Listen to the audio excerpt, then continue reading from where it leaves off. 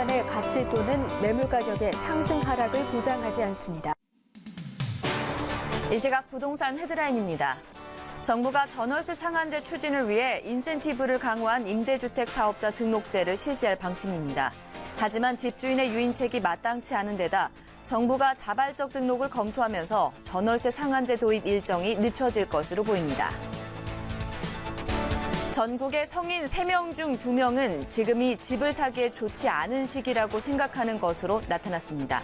향후 1년간 집값이 현재보다 더 오를 것이라고 보느냐는 질문에는 응답자의 38%가 오를 것이라고 답했습니다. 올해 상반기 평균 분양가는 3.3제곱미터당 평균 1,069만 원을 기록했습니다. 지역별로는 서울이 1,974만 원으로 제일 비쌌고 충남이 717만 원으로 최저치를 기록했습니다. 도심에 마련되는 청년 매입 임대주택이 다가구 다세대 주택에서 오피스텔까지 확대됩니다. 국토부는 올해 청년 매입 임대를 도심 역세권이나 대학가 등 청년층이 많이 거주하는 지역에 1,500호를 공급할 예정입니다. 음마아파트가 강남구의 지원을 등에 업고 서울시가 반대하는 49층 재건축을 강행할 방침입니다. 음마아파트 재건축 조합 측이 49층에 대한 뜻을 굽히지 않음에 따라 서울시와 협의 과정은 난항을 겪을 것으로 전망됩니다.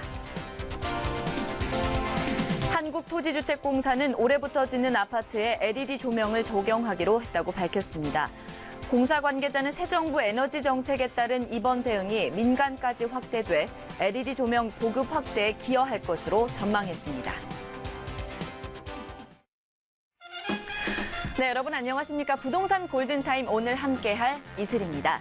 새 정부의 전월세 상한제 도입이 공식화되면서 국토부가 임대주택 사업자 등록 활성화를 위한 검토에 들어갔습니다. 민간 임대주택 시장을 정확하게 파악을 해야 전월세 상한제를 본격적으로 실시할 수 있다라는 판단 때문으로 풀이가 되고 있는데요. 자, 그런데 정부가 임대주택 사업자 등록을 자발적인 참여로 시행할 방침이어서 여기에 대한 여러 가지 의견이 나오고 있다라고 합니다. 자, 잠시 후 부동산 이체크에서 자세하게 짚어보도록 하겠습니다. 자, 저희는 여러분의 참여를 언제나 기다리고 있습니다. 방송 보시다가 궁금한 사항 생기시면 고심하지 마시고요. 02-2638-3910번으로 참여하시면 저희가 또 적극적으로 도움 드리도록 할 테니까요. 참여해보시면 좋을 것 같습니다. 자, 그럼 부동산 골든타임 저희가 준비한 순서 지금부터 시작합니다.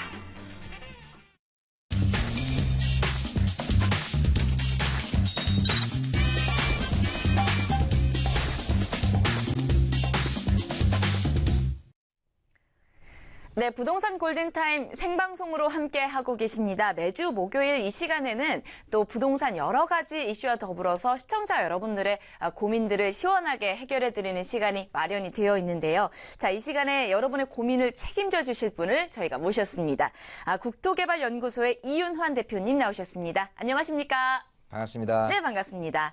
자, 본격적인 상담에 앞서서 오늘 부동산 시장의 트렌드부터 또 뉴스까지 저희가 부동산 이체크로 시작을 해보도록 할 텐데, 자, 정부가 임대주택 사업자 등록을 장려하기 위해서 다양한 인센티브를 마련하고 있다, 이러한 얘기가 들려오더라고요. 아무래도 자발적인 등록이다라는데 한계가 있을 것이다라는 이야기도 함께 나오고 있는데, 여기에 대해서 또 대표님의 이야기를 좀 우리가 듣고 시작을 해보도록 할게요. 네.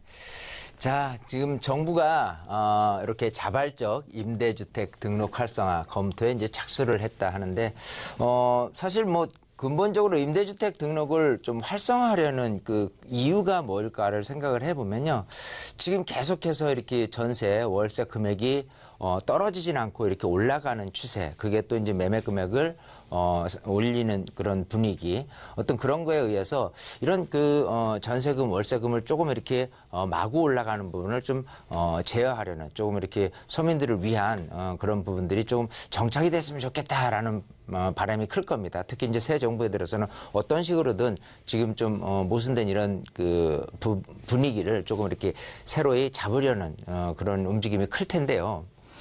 자, 그러면 이제 전월세 상한제라는 부분이 있다면 이게 이제 연 5%거든요. 연 5%를 올리지 못하게 하는 부분하고 계약 계약갱신 청구에 대한 부분을 지금 이제 2년에서 임차인이 요청을 한다면 이제 4년으로 늘리는 4년이라 늘리는 이런 부분입니다. 그래서 이런 부분이 된다면은 임차인 입장에서는 좋겠지만 이거를 제도를 도입을 했을 경우에 지금 이렇게 좀 나중에 좀 올릴 거를 미리 이렇게 올리려는 그런 움직임 때문에 전세금 월세금이 시장 반응에서 굉장히 좀 악영향을 미칠 분위기가 분명히 나타날 게 뻔하거든요. 자, 그래서 일단 23일 취임한 김영민 국토부 장관이 전월세 상한제 도입을 일단 공식화는 했습니다. 하지만 그 첫 번째 단추로 임대주택 등록에 대한 활성화를 위한 후속 조치로 이제 착수를 한다라고 하거든요. 자, 이렇게 해서 자발적인 임대주택 등록을 좀 유도를 하겠다라고 하는데 이 임대주택에 보면요. 일단은 임대주택에 대한 혜택들이 있어요. 양도세라든지 취득세, 소득세, 법인세 등등등 세금 감면에 대한 부분을 실시하고 있는데 제약 조건이 있다면 이런 식으로 단기 같은 경우는 4년을 임대주택으로 의무로 등록을 해야 되는 부분하고요. 연 5%라는 부분이 그 상한제로 돼 있습니다. 자, 이거를 본다면 이렇게 전월세 상한제라든지 계약갱신 청구에 대한 부분하고 맞물려서 여기 연 5% 그리고 4년이라는 부분이 임대주택과 맞물려 있는 부분이거든요. 그래서 임대주택을 조금 이렇게 많이 이렇게 활성화시키고 한다면은 일단은 전월세 상한제라는 부분, 전세금, 월세금이 마구 오르는 부분을 좀 막을 수 있을 뿐더러 좀 이렇게 제도에 의해서라면은 실질적인 이제 소득을 거둘 수 있는 그런 부분까지도 있기 때문에 아마 이거를 적극적으로 장려를 하리라고 보고 자, 지금 현재는 그 연 2천만 원 이하의 임대소득 같은 경우는 비과세로 2018년 말까지 이렇게 유예가 돼 있는 상태예요. 그 이후로는 좀 이렇게 비과세 여건이 이제 안 갖춰지게 되는데 이 부분을 연 2천만 원 이하의 임대소득 비과세로 계속해서 가져가게 할 수 있는 이런 부분으로 제도화시킬 가능성도 지금 열어두고 있는 부분이고요. 여러 가지 등록 시의 세제 감면이라든지 리모델링 지원 비용들을 종전보다 좀 확대할 그런 분위기, 또 건강보험료 등 사회 보험료에 대한 특례를 제공할 계획까지 있습니다. 어쨌든 임대주택 등록을 강제적으로 못하지만 자발적으로 이렇게 할 수 있도록 혜택을 줄 수 있는 계획이 있다라고 하는 거고요.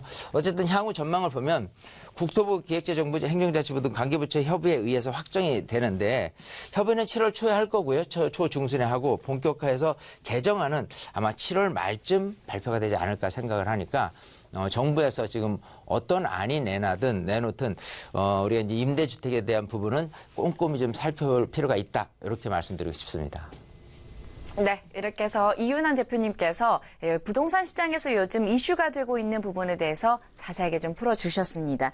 지금부터는 여러분들의 부동산 관련된 고민들을 속 시원하게 해결해보는 시간이 좀 마련이 되어 있는데요. 계속해서 방송 보시다가 궁금한 사항 있으시다면 주저하지 마시고요. 02-2638-3910번으로 전화나 문자 주시면 저희가 도움 드리도록 할 테니까요. 적극적으로 참여해보시면 좋을 것 같습니다. 자, 이렇게 해서 부동산 답이 보인다. 저희가 시청자 여러분들과 함께하는 상담 전화를 좀 진행을 해보도록 하겠습니다. 자, 첫 번째 시청자분 전화 연결이 되었다고 하는데요. 전화 받아보도록 하겠습니다. 여보세요? 예. 네, 안녕하십니까? 예, 안녕하세요. 네, 반갑습니다. 다 어떠한 부분 궁금하셔서 저희 쪽으로 문의 주셨나요? 예, 강릉 철산동에 있는 네. 그 도덕 아파트라고 있어요. 네. 거기 17평을 투자 목적으로 따르려고 하는데 시기가 어떤가 하고 전화드렸습니다. 네, 광명 철산동 말씀이신가요? 예. 네, 가지고 있는 아파트에 대해서 더 향후 전망에 대해서 사두려고요. 네. 조금 궁금하신 부분에 대해서 좀 저희가 풀어드리도록 하겠습니다. 자, 이윤환 대표님과 함께 좀 저희가 자세하게 풀어보도록 할게요. 대표님 네. 나와주실까요? 네, 반갑습니다. 예, 안녕하세요. 안녕하세요. 예. 네. 자, 지금 광명시 그 철산동에 예. 도덕파크타운 아파트 예. 17평을 지금 살까? 또 산다면 언제 살까? 이게 지금 궁금해서 궁금해서요. 전화하신 거죠? 예. 사는 목적이 뭐죠? 그냥 투자 목적이에요. 투자요? 예. 이제 전세 끼고 이렇게 사놓고 예. 이렇게 갭 투자를 말씀하시는 예. 건가요? 예. 그래요. 지금 이제 철산 도덕파크 아파트가 예. 2002년에 진 1234세대예요. 예. 자, 이렇게 소형으로 구성되어 있는데 예. 일단 여기 같은 경우 뭐 글쎄요. 갭 투자라고 한다면 지금 17평이 얼마 정도 하죠? 2억 한 5, 6천 하는 걸로 알고 있는데 자세히는 전세는 모르겠어요. 얼마 정도예요? 전세도 2억 넘는다고 하더라고요. 2억이 넘어요. 예. 자, 그러면 한 뭐 5, 6천 정도 이렇게 갭 투자를 예. 좀 할 수 있을 것 같네요. 예. 자, 그러면 일단은 해도 되냐 안 해도 되냐 해서 해도 된다라는 쪽으로 제가 일단은 말씀을 드려볼게요. 아, 예. 예. 근데 장점이 있다면 예. 일단 지금 이렇게 철산역 또 이제 광명시 철산동 지구가요. 오른쪽에 이제 뭐 가사이라든지 구로라든지 실거주 목적이신 분들이 네네. 자녀 키우면서 소위 생활 여건을 좀 이렇게 선택을 한다면 이렇게 아파트가 많은 동네 또 이쪽 뭐 구로라든지 이쪽보다는 오히려 이쪽을 선호를 많이 하게 되거든요. 자, 거기다가 이제 이렇게 7호선인 철산역 근처에 있는 아파트들을 많이 찾게 되어 있습니다. 예. 특히 또 여기 하안동까지도 좀 오래되긴 했지만 여기도 실거주 수요자들은 항상 많이 있다라고 보이고요. 이 근처에 있는 그 아파트가 가격이 좀 많이 이제 비싼 편이에요. 특히 여기 뭐 철산 푸르주 하늘채부터 해가지고 레미안 이렇게 새로 입주한 아파트들이 워낙 가격이 높다 보니까 조금 이렇게 싸고 또 소형 평형이고 이런 어떤 도덕파크 타운 아파트 같은 경우는 아마 실거주 하실 분들의 입장에서 본다면은 좀 이렇게 많이 선호하지 않을까 생각을 하거든요. 그러니까 두 가지일 거예요. 아마 하안동 쪽으로 가게 되면은 조금 오래됐지만 그래도 이 금액으로는 한 20평대 정도를 살 수 있는데 조금 비좁은 듯하지만 그래도 입주한 지가 한 15년 차 됐으니까 또 이제 철산역하고 가까우니까 아마도 실거주 수요, 즉 전세 수요자들은 꾸준히 늘어날 거로 보이고 전세금 상승에 힘입은 매매가 상승은 좀 도모할 수 있다. 이렇게 생각을 하기 때문에 사도 된다라고 말씀을 드리고 싶은데 예. 한 가지는 뭐가 있냐면 지금 이게 한 뭐 2억 5, 6천 정도는 하는데요. 이게 이제 올라가 봐야 3억을 넘기가 쉽지는 않아요. 3억이 가기가 쉽지 않다고요? 예, 그렇죠. 이제 3억이 넘게 된다면요. 이 근처에 3억으로 구입할 수 있는 부분으로 따진다면 20평대를 선호할 가능성이 굉장히 높거든요. 지금 말씀하시는 거는 17평형이기 때문에 그게 올라가는 것도 한계가 있다는 소리예요. 즉 내가 투자되는 금액이 뭐 5, 6천인데 지금 이제 이익 볼 수 있는 금액으로 따진다면은 한 그 3천만 원 정도의 이익은 볼 수 있다. 물론 이제 시기가 앞당겨진다면 1, 2년 안쪽으로 가능할 수도 있을 것이고요. 그렇지 않다면 한 4년 안쪽으로 가능한 게 전부지 않을까. 즉 3억 초반으로 움직여서 3억 중반까지 이렇게 치고 가지는 어렵지 않을까 생각을 하거든요.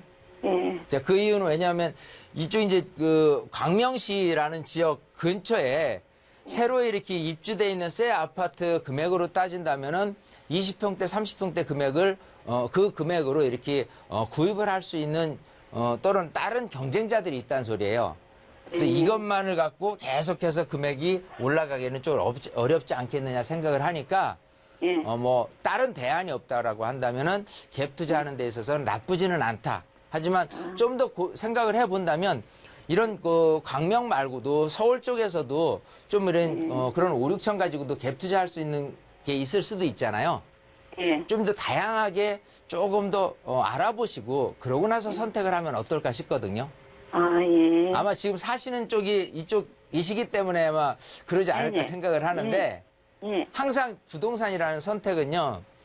항상 대부분이 이제 내 주위에서 선택을 하게 되는데 조금 더 내가 좀 알아본다면 이왕이면 여기 말고도 서울로 가까운 곳, 또 서울 안에서도 중심지에 가까운 곳 이런 부분으로 조금 선택을 좀 들여다본다면 그런 물건이 있었어? 라고도 또 후회를 하실 수도 있단 말이에요. 이거 사고 나서는.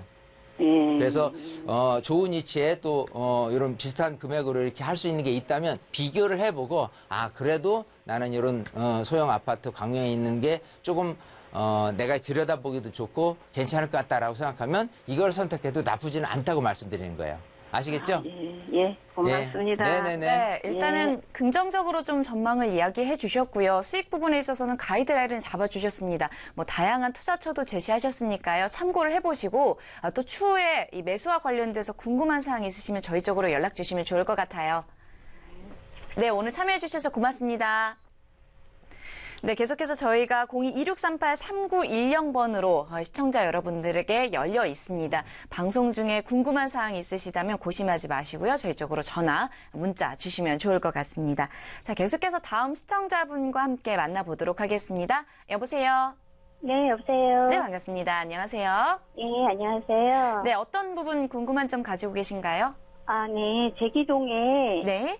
동대문구 제기동 이수 브라운스톤 32평을 네. 투자 목적으로 보고 있는데 네. 괜찮은지 전문가님의 말씀을 좀 듣고 싶어서 전화드렸습니다. 네, 동대문구 제기동의 아파트에 있어서 투자 네. 전망이 궁금하신 거죠? 네.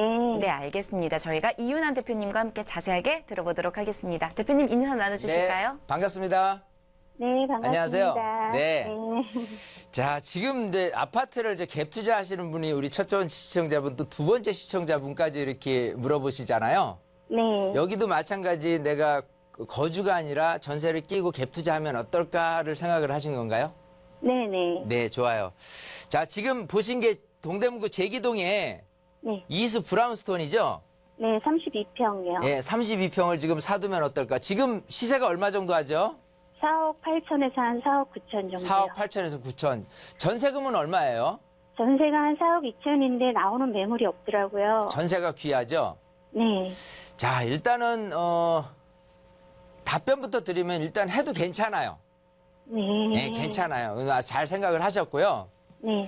아마 제가 최근에도 계속해서 이렇게 제기동 지역에 네. 갭 투자식으로 전세 끼고 해도 되냐라고 해서 저쪽 고대 앞쪽에 제기동 한신 휴플러스도 제가 긍정적인 답변을 드린 적도 있고요. 네. 마찬가지 지금 말씀하신 아파트 또 옆에 또 안암골 벽산 아파트 이런 것들 세 가지 형태의 공통점이라는 부분들이 있어요. 네. 자, 이게 뭐냐 하면 일단 이제 전체적인 상황에서 지금 이제 이 영역을 어느 영역 일대로 이렇게 봐야 되냐면 여기는 이제 청량리 일대로 봐야 되거든요. 네. 자, 그죠? 이제 청량리 일대인데 지금 계속해서 이 청량리라는 지역에 대한 부분이 개발되고 업그레이드 되고 있어요. 자, 그런 부분에 대해서 이쪽에 근처인데 그 전농동이나 이런 아파트도 지금 답심리나 이런 쪽도 이제 대단지 아파트가 들어서면서 가격이 많이 뛰었고요. 이쪽 지역에 대한 어떤 그 부분이 굉장히 조금 많이 좋아졌어요. 거주 환경이. 자, 근데 지금 제기동이나 이쪽 청량리 일대 같은 경우 현재 모습에서는 썩 좋지 못하거든요. 뭐 시장도 많이 있고요. 또 노후된 어떤 주택이라든지 이런 부분도 굉장히 많이 있기는 하는데 일단 청량리 주변으로 해서 개발되는 곳들이 요소 이렇게 계속해서 등장하고 있거든요. 자, 이렇게 됐을 때 이렇게 새로운 아파트들이 청량리 일대에 들어오면서 그야말로 이제 이 주변 환경 즉 이제 좋은 아파트들이 이렇게 만들어졌을 때 기존에 있는 아파트마저도 사실은 때로는 어떤 분들은 그러면 저기 새 아파트로 몰려가지 않을까요? 라고 하지만은 생각하는 것보다 새 아파트의 금액하고 이렇게 지금 한 10몇 년 차 된 아파트 금액하고 차별이 있어요. 그래서 오히려 이런 것들이 이쪽으로 해서 가격이 쫓아갈 수 있는 그런 여지가 있기 때문에 일단은 갭 투자를 해더라도 괜찮다라고 보고요. 청량리는 그것 말고도 계속해서 이제 여러 가지 호재들이 나타나는데 특히 이제 그 교통 호재를 들 수가 있어요. 일단 이제 청량리에서 저쪽 송도 쪽으로 가는 GTX 선 하고요. 또 이렇게 의정부에서 금정으로 가는 노선에 또 청량리역이 지나칩니다. 그렇게 됐을 때 이 청량리가 지금 기존에 있는 지하철 노선 말고도 GTX 2개 노선을 추가로 이렇게 교통 호재로서 이제 할 곳이기 때문에 아무래도 여러 가지가 조금 청량리 일대가 좀 좋아지지 않을까 생각을 하고요. 이 일대 같은 경우에 지금 말씀하신 이수 브라운스톤 같은 경우가 또 다른 장점이 있다면요. 일단 그 앞쪽에 이제 고려대학교잖아요. 아무래도 여보세요? 네, 네. 듣고 있습니다. 고려대학교라고 이렇게 명문 대학교가 있으면요, 그 근처에 그래도 학군이 좋지 않을까라는 많은 이렇게 좋은 어떤 그 심리적인 상황들이 놓여지게 돼요. 근데 이제 더욱 중요한 거는 근처에 이렇게 초등학교하고 중학교가 붙어 있잖아요. 네. 자, 이런 부분들이 사실 핵심적으로 이 아파트에 대한 전세금부터 해서 꾸준히 가격을 상승할 수 있는 요인이 되지 않을까 생각을 하거든요. 네. 그래서 지금 뭐 약간 지금 이제 내부순환로가 지나가게 되잖아요. 네. 옆에. 그러면은 이 단지 안에서도 좀 이렇게 떨어져 있는 백사동이나 이런 정도의 이렇게 선택을 좀 해보는 것도 좀 세부적인 그 이제 전략이 세워졌다 그러면 전술적으로 가면 좋을 것 같고요. 네. 여기 말고도 또 안암골 벽산도 같이 이렇게 알아보셔서 금액선이 아마 엇비슷할 텐데 아마 요게 이제 단지가 조금 큰 상태잖아요. 네. 그래서 두 개 중에서 좀 이렇게 동, 호수, 방향 뭐 이런 것들에 대해서 좀 이렇게 선호할 수 있는 그런 물건을 내가 확보를 하고 있다면 아무래도 다른 것보다 전세금, 매매 금액이 조금 더 1,000만 원, 2,000만 원에 더 오를 수 있을 여지가 있으니까 잘 구분해서 선택을 하면 어떨까 싶습니다. 네. 그리고 대표님 한 가지 더 좀 궁금한 게 있는데요. 네네. 저희가 그 고양시 일산 서구 주엽역 있는데 강선 7단지 23평을 네. 보유하고 있거든요. 네네. 근데 그 향후 전망이나 언제쯤 그 매도 시점이 좀 궁금해서요. 아, 그래요? 네. 자, 일산 주염역 옆에 사신 게 언제예요? 작년 4월쯤요. 작년 무슨 4월이요. 아파트 몇 평이죠? 강선 7단지 23평요. 신혼 유원 아파트요. 유원 아파트요? 네. 여기 가격이 올랐겠는데요? 올랐어요. 올랐죠? 네. 일단 축하드리고요. 작년에 매표인데 좀 감사합니다. 올랐단 말이에요. 네. 자, 일단은 여기는 이렇게 가시면 좋을 것 같아요. 네. 지금 여기도 살고 계신 거예요? 아니요, 전세 전세 놓고 끼고 있어요? 네. 그럼 이제 여기를 이제 매도하는 타이밍은 전세 만기가 되잖아요. 네. 전세 만기가 언제죠? 내년 4월이죠. 내년 4월이요. 네. 일단은 한 번쯤은 만기됐을 때 연장을 해보고 가면 어떨까 싶거든요. 네. 자, 일단 그 이유는 일단 일산이 차지하고 있는 여러 가지 뭐 장점은 많이 있어요, 분명히. 그죠? 일기 신도시면서 뭐 3호선 주변으로 해서 교육 환경 또 뭐 교통 환경 여러 가지 여건이 굉장히 좋은 거는 맞아요. 하지만은 장기적인 차원에서의 부부로 봤을 때 여기가 뭐 개발되거나 이렇게 하기보다는 계속 오래된 아파트로 그냥 묶이기 때문에 좀 새 아파트로 이렇게 가시려는 그런 분들이 지금 이미 파주 운정 신도시에도 많이 이렇게 넘어가셨고요. 네. 그리고 또 안쪽 보면은 뭐 은평뉴타운 또 삼성지구 또 원흥지구 여러 가지 새 아파트에 대한 부분으로 약간씩 번지거든요. 네. 그리고 조금만 이렇게 자금이 확보되면 서울로 이렇게 옮겨 타시려는 분들도 많이 있어요. 근데 지금 이렇게 조금 더 2년, 3년을 더 놔도 가도 괜찮다고 생각하는 건 여기에서는 그래도 이제 대형 평형보다는 소형 평형이 굉장히 여기서도 귀하거든요. 그래서 마찬가지 전세금 상승이 매매금 끌어올 수 있는 여지는 앞으로 2, 3년도 충분하다예요. 네. 자, 그러면 이제 어떤 식이냐면 아까 보신 그 제기동에 있는 아파트를 구입을 하시게 된다면 네. 이게 이제 종전주택이 되니까 세금적으로 한다면 일시적 2주택인 상태이기 때문에 요거를 3년 안에 팔았을 경우 비과세 효과를 갖출 수 있단 말이에요. 딴 주택이 없다면. 이제 그런 세금까지 고려를 해서 제가 말씀을 드리는 거요. 시차를.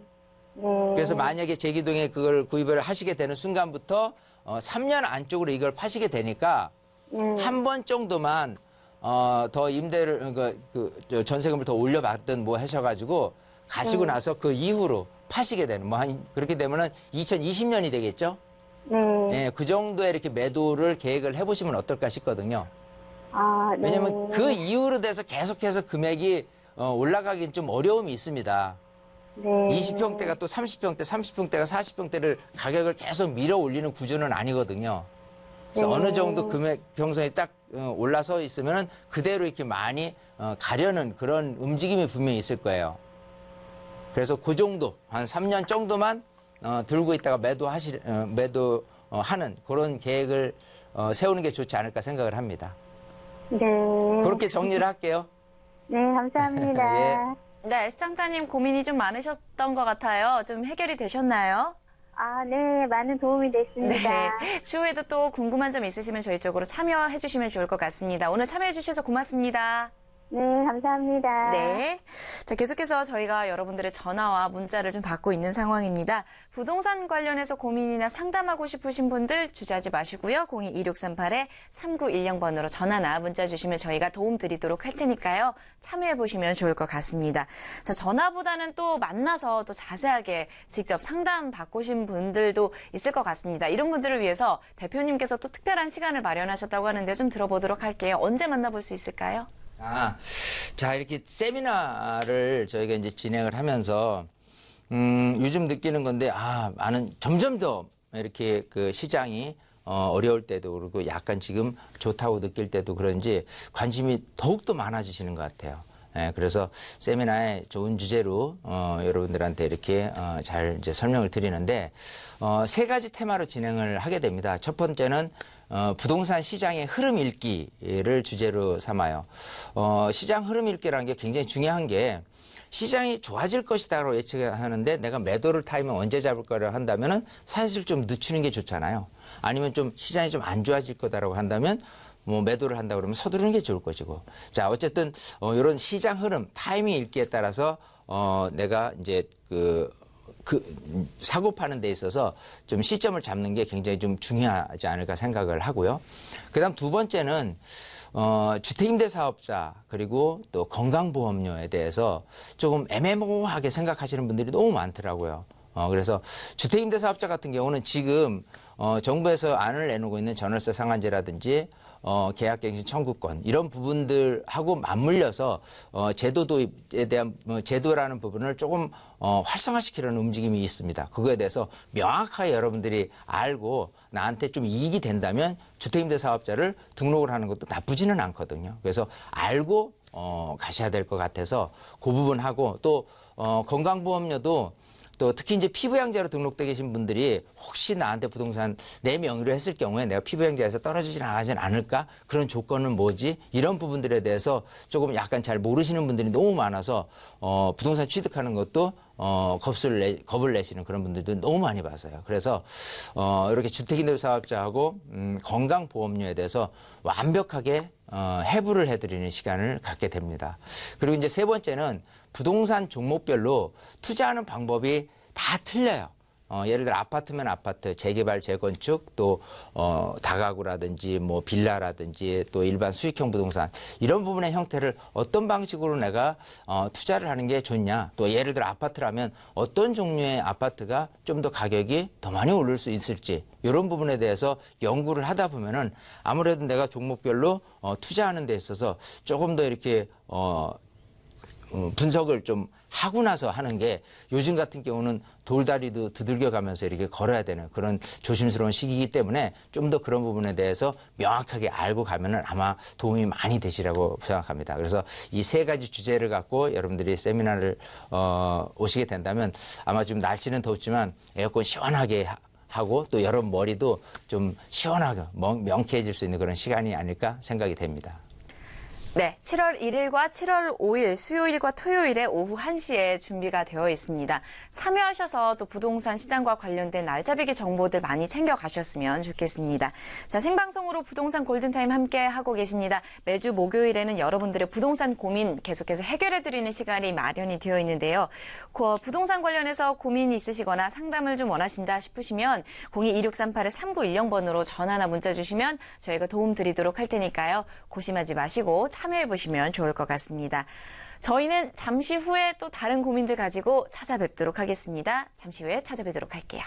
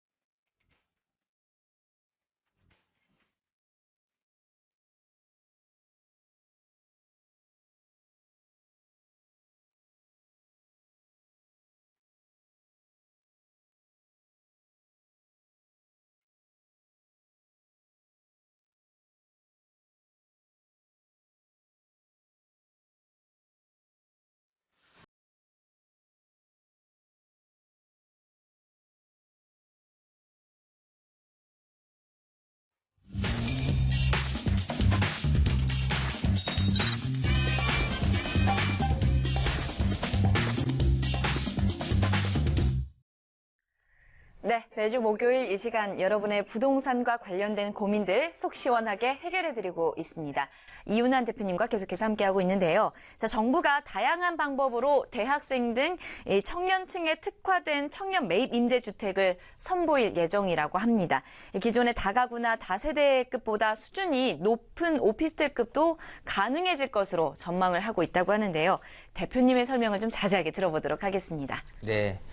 자, 정부가 계속해서 이렇게 여러 가지 이제 부동산 대책을 마련하는 건데 이제 공급 계획이죠. 청년을 위한 도심 매입 임대주택, 오피스텔도 가능 이렇게 기사가 있는데요. 청년 매입 임대주택이라 하면 LH공사 등이 이제 도심의 기존 주택을 사들여서 이제 제공하는 그런 형태를 얘기를 하죠. 자, 근데 그 매입 임대에 대한 취득 단가를 좀 인상해서 예전에는 1억 500만 원 정도까지 진행을 했다가 1억 5천만 원 정도까지 좀 확대를 해서 이렇게 매입을 한다고 하는 부분, 그리고 오피스텔급도 이제 매입을 하겠다라는 부분이 아마 청년을 위한 그런 어떤 주택을 제공하는 부분에 대해서는 좀 도움이 많이 될 것 같고요. 전세 임대 주택이라는 부분도 전세 임대 같은 경우는 이제 거주 희망자가 전세 물건을 구해오면 LH 등이 계약을 맺고 재임대하는 형태로 이렇게 제공을 하는데, 또 쉐어형 전세 임대라는 부분이 있습니다. 그래서 청년층을 위한 2명 이상이 공유하는 전세 임대주택을 얘기하는데요.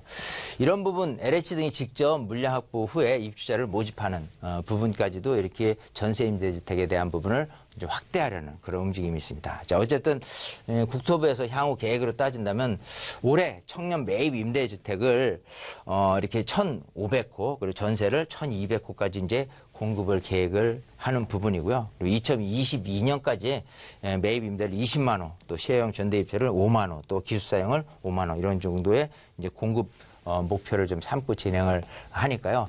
아무래도 청년들한테 조금 이렇게 거주비에 대한 부담을 좀 덜어주는 좋은 정책이 아닐까 생각을 합니다. 네. 청년들을 위한 이 도심의 매입 임대주택과 관련된 이야기들, 이슈들 함께 좀 정리를 해주셨으니까요. 참고를 해보시면 좋을 것 같습니다. 자, 계속해서 목요일 이 시간에는 시청자 여러분들의 이 부동산과 관련된 고민들 저희가 해결해드리는 시간이 준비가 되어 있습니다. 부동산 관련해서 고민이나 상담 원하신다면 고심하지 마시고요. 02-2638-3910번으로 전화나 문자 주시면 저희가 도움을 드리도록 하겠습니다. 자, 부동산 답이 보인다 계속해서 전화 상담 이어가도록 할 텐데요. 시청자분 전화 연결되어 있다고 하니까요. 만나보도록 하겠습니다. 안녕하십니까? 여보세요? 네, 반갑습니다. 네, 안녕하세요. 네, 어떤 부분 고민 가지고 계신가요? 예, 제가 작년쯤에 네. 그 한남 3구역에요. 네. 그 투자 목적으로 분할 세대를 구입을 했거든요. 네. 네, 근데 지금 조금 올랐는데 네. 그냥 팔고 다른 거를 투자할까 싶어서 지금 팔아도 될까 싶어서 한번 여쭤보는 겁니다. 한남 3구역에 구체적으로 조금 더 이야기를 해주실 수 있을까요? 3구역 분할 다세대를 네, 분할 구입을 다세대 했어요. 말씀이신 거예요. 네, 네. 매도해야 되는지 이 부분에 대해서 좀 고민이신 거죠?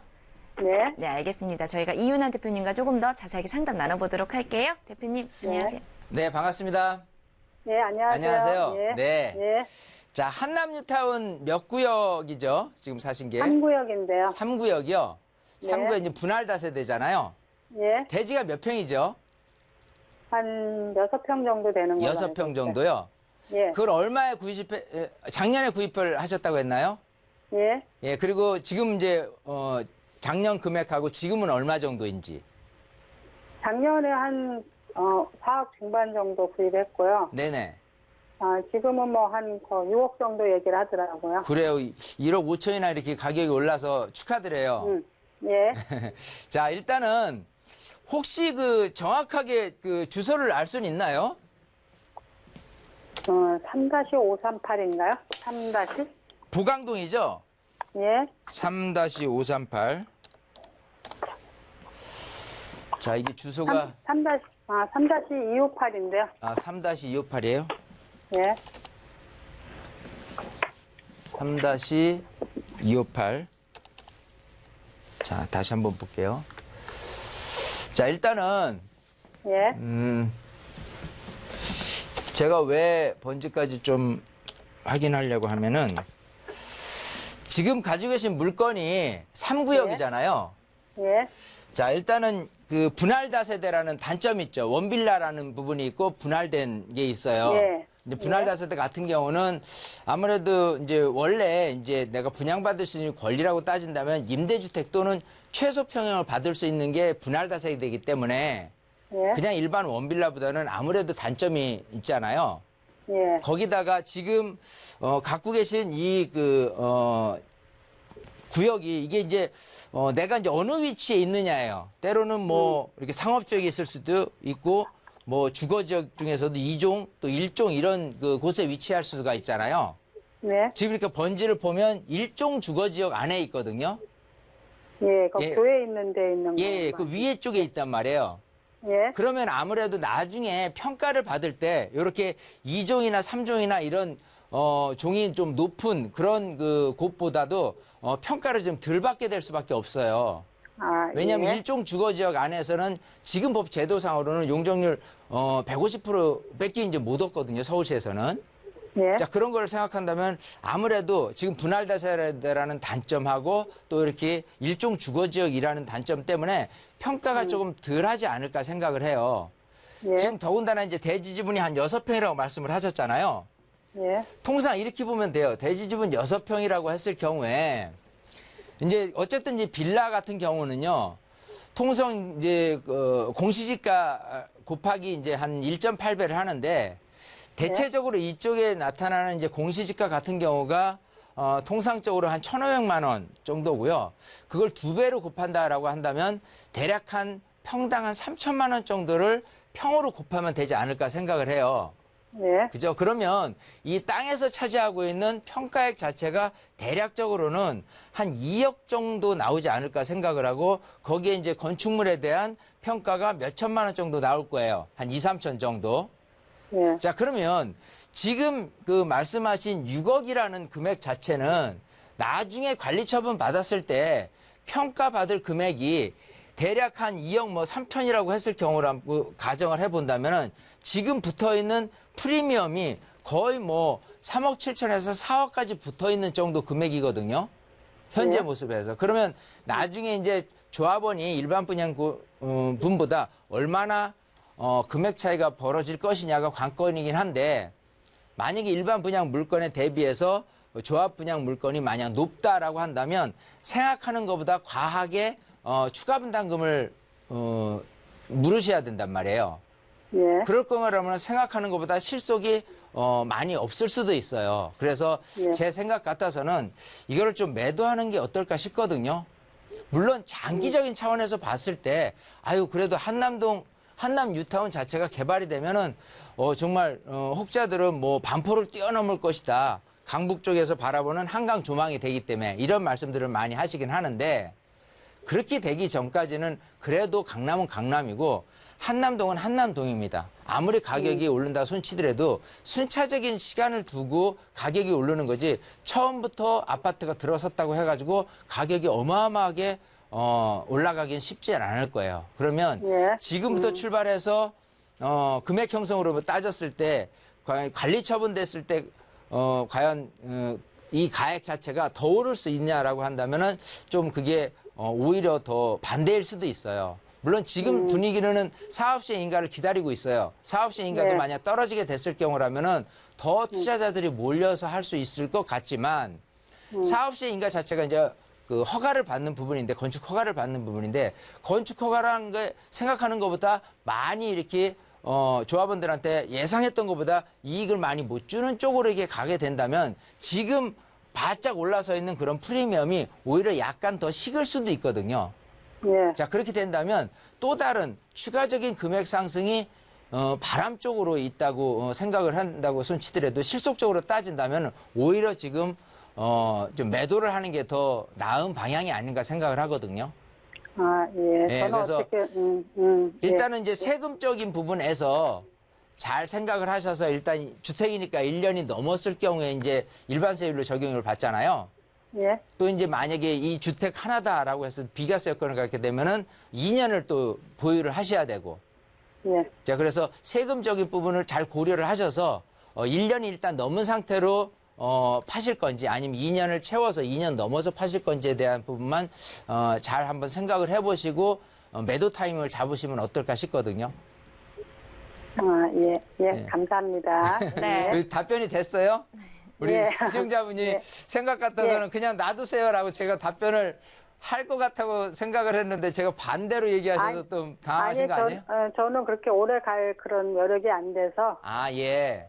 그래서 팔고 다른 거를 할까 생각은 하는데 조금 일찍 파는 건가 좀 더 있어야 되나 그거 생각을 차이에 쓴 거. 아니, 오히려 저는 이제 사업 시행인가 전에 매도를 하시면 어떨까 싶거든요. 지금 그래요? 분위기에서는. 예. 예, 알겠습니다. 네, 예, 그렇게 감사합니다. 정리하겠습니다. 네. 예, 네, 감사합니다. 매도에 대해서 의견 주셨으니까요. 참고해 보시고요. 추후에 또 궁금한 사항 있으시면 저희 쪽으로 연락 주시면 좋겠습니다. 예, 고맙습니다. 네, 오늘 참여해 주셔서 감사합니다. 네, 계속해서 다음 전화도 저희가 받아보도록 하겠습니다. 시청자분 안녕하세요. 네, 안녕하세요. 네, 반갑습니다. 네. 네, 어떤 고민 가지고 계신가요? 저는 양천구에 네.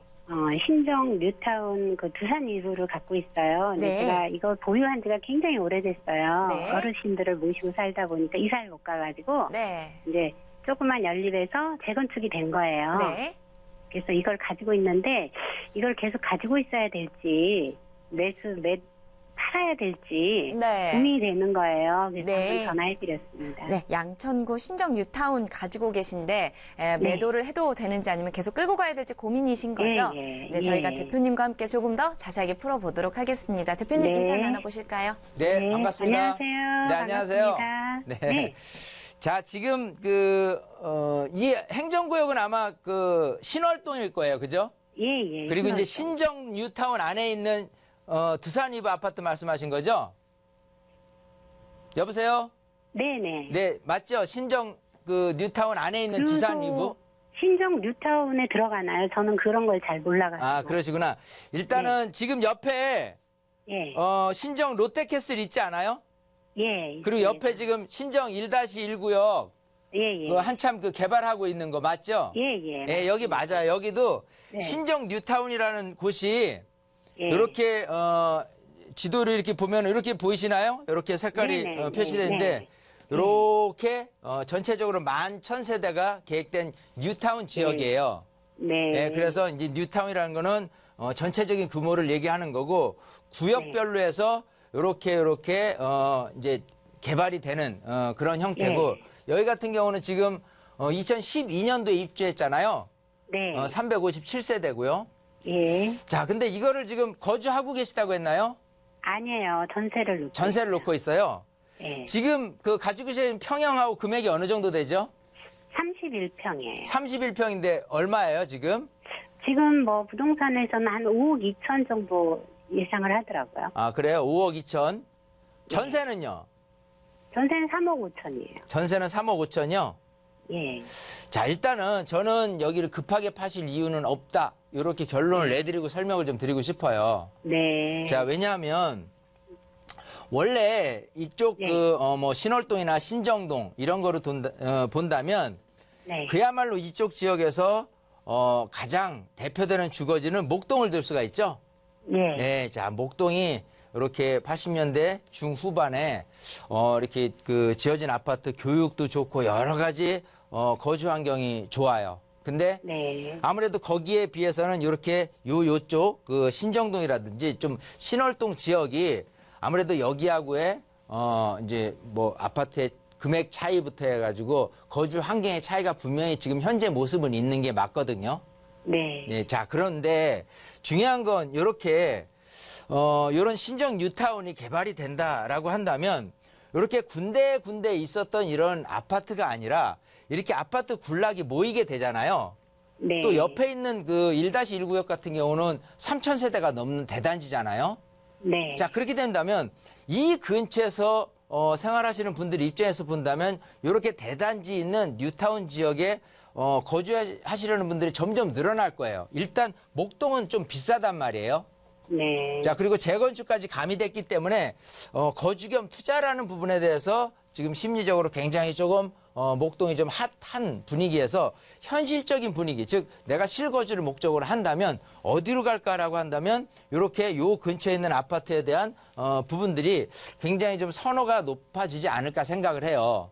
네. 특히 지금 옆에 있는 3,000세대도 없는 단지는 2020년도 입주를 한단 말이에요. 네. 근데 지금 같은 경우는 뭐가 있냐면 만약에 그런 3,000세대 넘는 아파트 단지가 있을 경우에 내 가격이 떨어질 것이냐 아니면 같이 올라갈 것이냐인데 일단은 같이 올라가지 않을까를 예상을 하는 부분이고요. 네. 자, 그리고 이제 목동 단지도 이렇게 언젠간 재건축이 된다면 이주 수요를 또 받아들일 수가 있겠죠.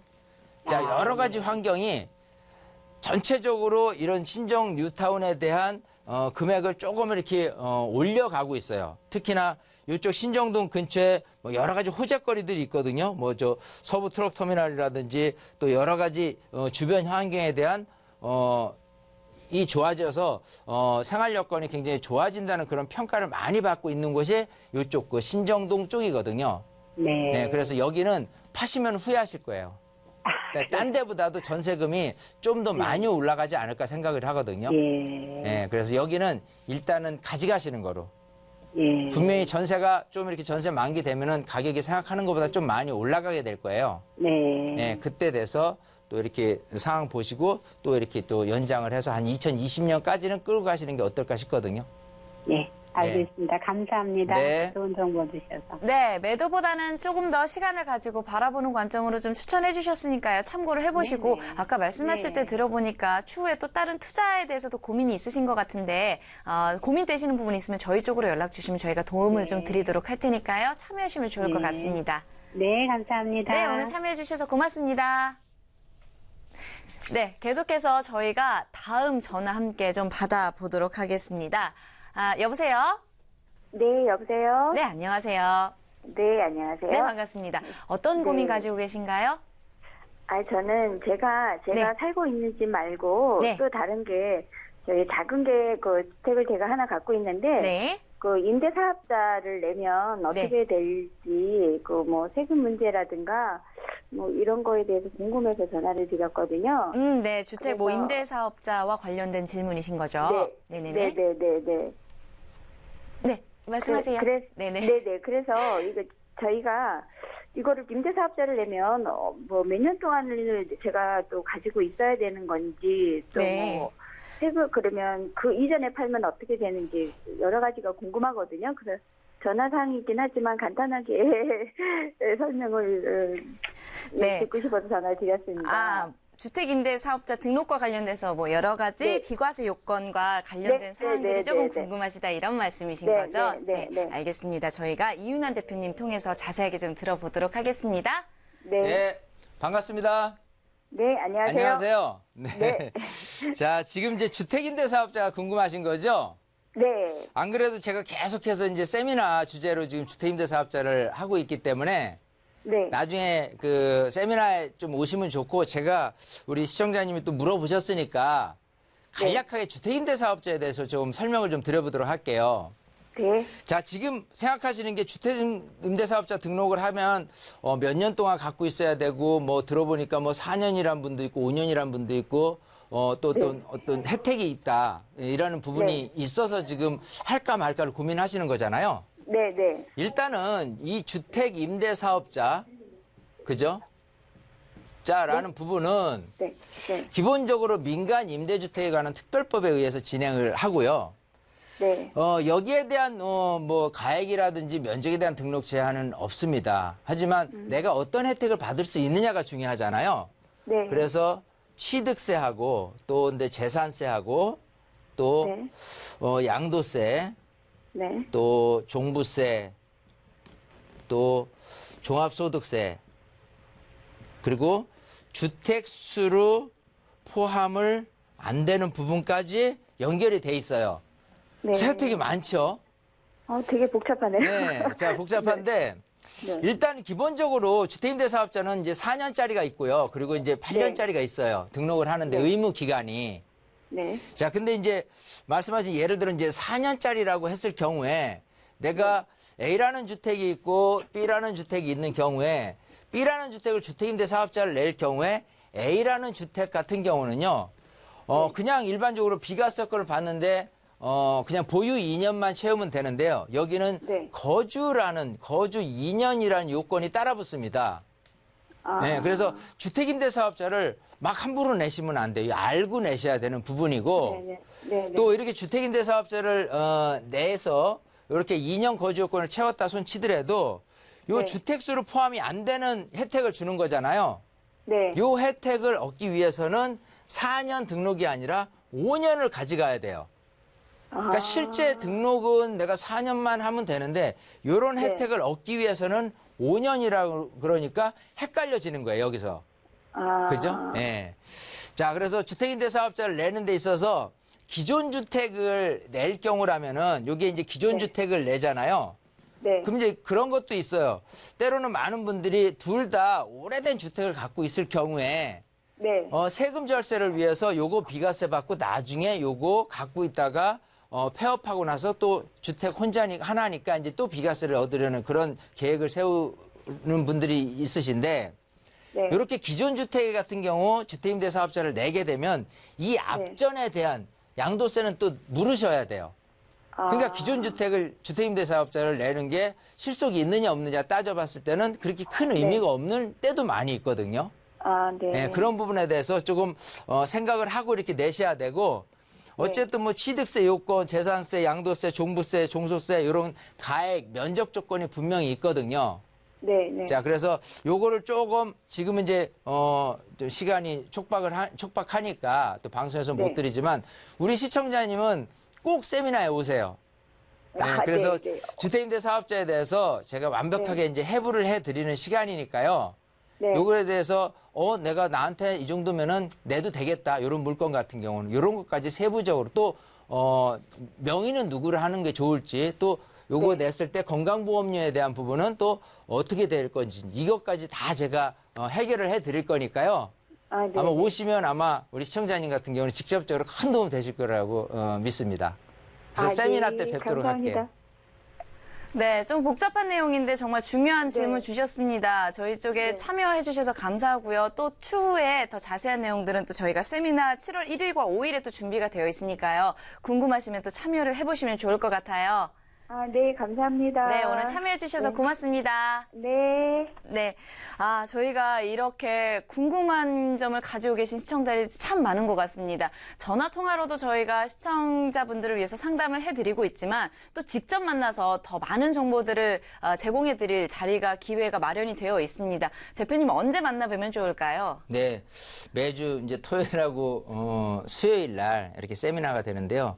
요즘은 정말 그 세미나가 항상 꽉꽉 차고 이렇게 이제 공간이 부족해서 밖에서도 이렇게 들으시는 분까지 있으니까요. 꼭 이렇게 예약을 하셔서 이렇게 오셨으면 좋겠고 또 예약을 했다고 하더라도 혹시라도 못 오시게 되면 이렇게 좀 취소를 해 주셔야 돼요. 왜냐하면 요즘에 이제 이번 주 못하면 이제 다음 주, 다다음 주까지 이렇게 연기해서 들으셔야 되는 분들이 많기 때문에 그 점 유념하셔서 좀 이렇게 잘 신청을 하시면 좋을 것 같고 아까 말씀드린 대로 세미나의 주제는 크게 세 가지예요. 첫 번째 이제 부동산 시장 흐름 읽기라는 부분이고요. 지금 이제 마지막 시청자분에 대한 내용처럼 주택임대 사업자에 대해서 궁금하신 분들 너무 많거든요. 또 앞으로 부동산 정책이 주택임대 사업자에 대한 부분을 굉장히 조금 많이 이렇게 활성화시키려는 움직임이니까 그걸 좀 꼼꼼히 챙겨서 알 필요가 있다 생각을 하고요. 또 건강보험료까지 이렇게 생각을 좀 말씀을 드리는 시간. 그리고 세금까지도 사실은 간략하게 터치를 좀 해드릴 겁니다. 그리고 세 번째는 부동산 종목별 투자 방법이 분명히 있어요. 그래서 종목별로 내가 투자를 어떻게 하는 게 좋을지에 대해서 또 자세하게 말씀을 드리는 시간이 있으니까요. 많은 분들 신청을 하셔서 적극적으로 여러분 시간으로 활용하시면 좋을 것 같습니다. 네, 꼭 참여하셔서 많은 정보들 가져가셨으면 좋겠습니다. 자, 부동산 골든타임 저희가 준비한 시간은 여기까지고요. 본 프로그램은 시청자 여러분들에게 보다 많은 정보를 제공하기 위해서 제작되었다는 점, 해당 부동산의 가치나 상승 및 하락을 보장하지 않는다는 점 유의하셨으면